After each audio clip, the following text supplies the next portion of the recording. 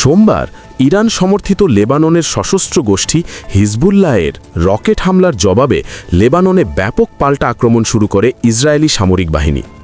রাজধানী বৈরুত সহ বিভিন্ন স্থানে হিজবুল্লাহর সামরিক স্থাপনায় বিমান হামলা চালানো হয়।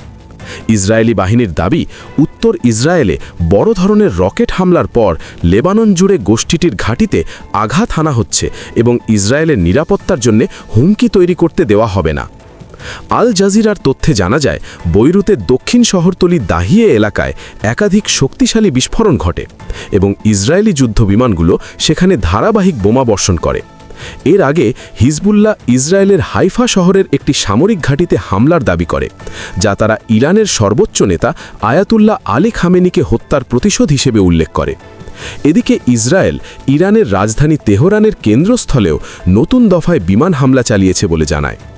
ইরানের দক্ষিণাঞ্চলের হরমোজগান প্রদেশে একটি প্রাথমিক বিদ্যালয়ে হামলায় নিহত শিশুর সংখ্যা বেড়ে 180-তে পৌঁছেছে বলে ইরানি স্বাস্থ্য মন্ত্রণালয় জানিয়েছে। একই ধরনের হামলার খবর এসেছে তেহরানের একটি হাসপাতাল থেকেও। আঞ্চলিক উত্তেজনার প্রভাব আশেপাশের দেশগুলোতেও ছড়িয়ে পড়ছে। ইরাকের বাগদাদ আন্তর্জাতিক বিমানবন্দরের কাছে অবস্থিত একটি মার্কিন ঘাঁটিতে ড্রোন হামলার ঘটনা ঘটে। সিরিয়ার দামেস্কের উপকণ্ঠে ক্ষেপণাস্ত্রের ধ্বংসাবশেষ পড়ে একই পরিবারের 4 জন আহত হন। এই প্রেক্ষাপটে অস্ট্রেলিয়া জানায়, তারা ইরানের বিরুদ্ধে যুক্তরাষ্ট্র ও ইসরায়েলের কোনো যৌথ সামরিক অভিযানে অংশ নেবে না। দেশটির পররাষ্ট্রমন্ত্রী পেনি ওয়ং বলেন, অস্ট্রেলিয়া হামলায় জড়িত নয় এবং ভবিষ্যতেও জড়ানোর পরিকল্পনা নেই।